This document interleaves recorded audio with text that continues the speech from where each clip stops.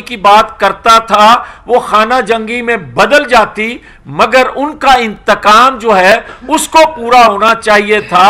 ہم جو ہیں ہماری حالت وہ ہے کہ ہم ایک منصف کے سامنے جب ایک بچے کے فیصلہ آیا تو دو دعوے دار مائیں تھیں، اس نے کہا ایک درمیان سے کاٹ کر دونوں کو برابر تقسیم کر دو، تو جو حقیقی ماں تھی اس نے کہا نہیں، سارے کا سارا اس ماں کو یہ بچہ دے دو، کم از کم میں اس کو زندہ تو دیکھتی رہوں گی۔ ہماری حالت وہ ہے کہ ہم جو ہیں جب ہمیں ظلم کیا جاتا ہے اس وقت بھی وہ ایک خاص سوچ اپروچ کے لوگ جو ہیں مختلف اداروں میں مختلف طبقہ سے تعلق رکھنے والے اس وقت کوئی اور بیانیاں بنا دیتے ہیں، اور آج کسی کو بچانے کے لیے اور ہمیں انصاف ملتا دیکھ کر وہ اس طرح کا بیانیاں بنانا شروع کر دیتے ہیں، ریاست مخالف بیانیاں بنانا شروع کر دیتے ہیں۔ اسی طرح جس طرح بلوچستان میں محرومیاں ہیں، جہاں ناانصافیاں ہیں، اس کو ریاست مخالف قوتیں اجاگر کر کے ریاست مخالف بیانیاں بناتی ہیں۔ آج میں ذمہ داری سے یہ بات کہہ رہا ہوں کہ وہی قوتیں جو 2017 میں متحرک تھیں، 2018 میں متحرک تھیں، 9-10 مئی کو جو شخصیات متحرک تھیں، وہ آج پاکستان کے اندر، پاکستان بھر کے اندر جو محرومیاں ناانصافیاں ہیں ان کو اجاگر کر کے خدا نخواستہ بلوچستان طرز کا بیانیاں بنانے کی کوشش، ماحول بنانے کی کوشش کر رہی ہیں،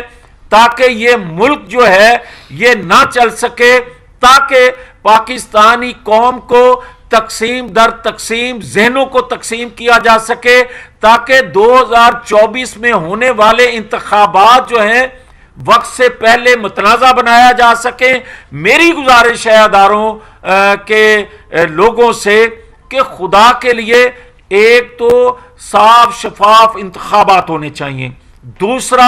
یہ ماحول ختم ہونا چاہیے، اور یہ ماحول ختم اس وقت ہو سکتا ہے جب آپ ان کرداروں کو پاکستانی قوم کے سامنے ننگا کریں، پاکستانی قوم کے سامنے ان کے اصل چہرے لے کر آئیں، تاکہ قوم ایک مثبت سوچ سے، ایک آزاد خیال سے ووٹ کاسٹ کر سکے، اس کو پتہ ہو کہ غیر ملکی قوتوں کے ایجنٹ کون ہیں، ملک کی معیشت برباد اور ملک کو خانہ جنگی میں بدلنے والے کون ہیں، اور ملک کے اندر ناانصافیاں، محرومیوں کو اجاگر کر کے غیر ملکی ایجنڈا کون پورا کر رہے ہیں، اور کون شخص ہے جو بار بار پاکستان کے لیے اپنی گردن پیش کرتا ہے، اور چوتھی دفعہ اپنے آپ کو پیش محض اس لیے کر رہا ہے کہ میرا ملک جو ہے وہ کہیں خانہ جنگی کی شکل اختیار نہ کر سکے، اس لیے وہ امن کا، اس لیے وہ مذاکرات کا راستہ جو ہے وہ اختیار کر رہا ہے۔ لہذا پاکستان کے تمام اداروں میں بیٹھے لوگوں کو اس کا نوٹس لینا چاہیے، اور انصاف جو ہے وہ اس سائٹ کا ہو یا اس سائٹ کے لیے 24 کے انتخابات جو ہیں ان سے پہلے ہر ایک کو ملنا چاہیے، ہر ایک کو سزا جزا ملنی چاہیے، تاکہ قوم اپنے مثبت سوچ اور انصاف کو دیکھتے ہوئے اپنا ووٹ کاسٹ کر سکے۔ بہت شکریہ سر۔ میرا سوال یہ ہے کہ آپ نے بتائیے جیل میں ملاقات، اور یہ آپ تو اس وقت وفاقی وزیر حکومت کا حصہ نہیں، تو آپ یہ بات واضح کیوں نہیں بتاتے، کسی کا نام نہیں لے رہے آپ؟ کس ملک کے لوگ جو ہیں وہ مل رہے ہیں سر، یہ بتا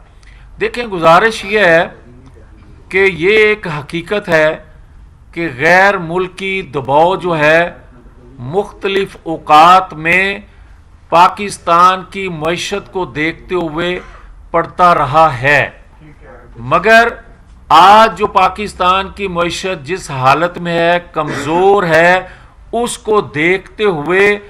غیر ملکی وہ قوتیں جو پاکستان کو سٹیبل، پاکستان کو ترقی کرتا نہیں دیکھ سکتی، पाकिस्तान को न्यूक्लियर पावर नहीं देख सकती, पाकिस्तान को सी पैक मुकम्मल होता देख नहीं सकती। वो सारी कुव्वतें जो हैं इसके पीछे महज इसलिए खड़ी हैं कि ये उनका एजेंडा पूरा कर रहा था। जो मैंने पोलराइजेशन की बात की, तो बदकिस्मती से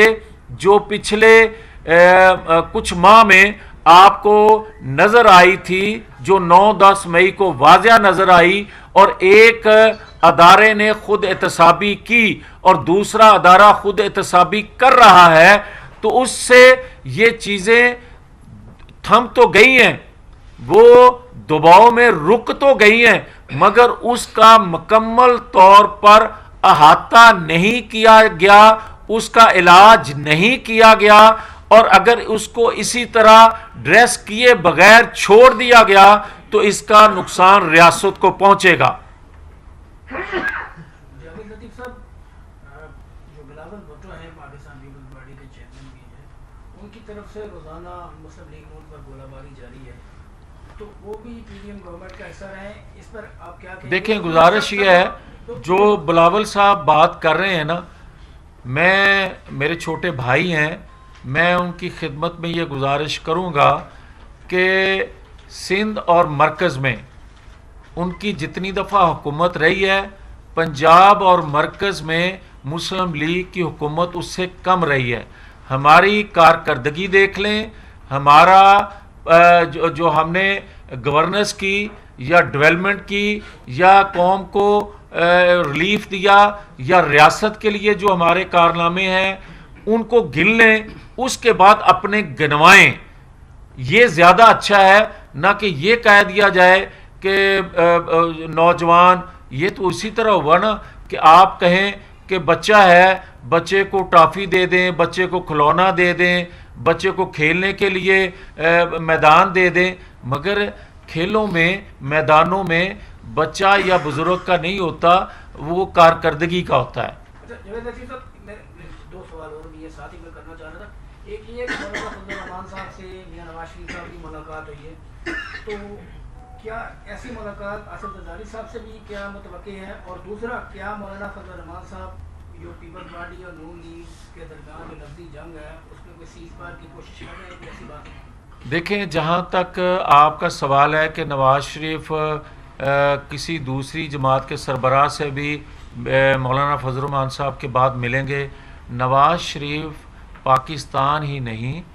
इस खित्ते में जितने दीगर ममालिक की लीडरशिप है वो भी एतमाद करती है नवाज शरीफ के माजी को देखते हुए, नवाज शरीफ की क्रेडिबिलिटी को देखते हुए कि इस खित्ते में अमन के लिए, खुशहाली के लिए नवाज शरीफ एक रोल अदा कर सकते हैं। तो पाकिस्तान में ख़ास तौर पर ये क्यों नहीं वो करेंगे? वो तो आए इसलिए हैं कि वो जमात से बालातर होकर वो तमाम पॉलिटिकल फोर्सेस को इसलिए नेशनल हुकूमत का हिस्सा बनाना चाहते हैं। भले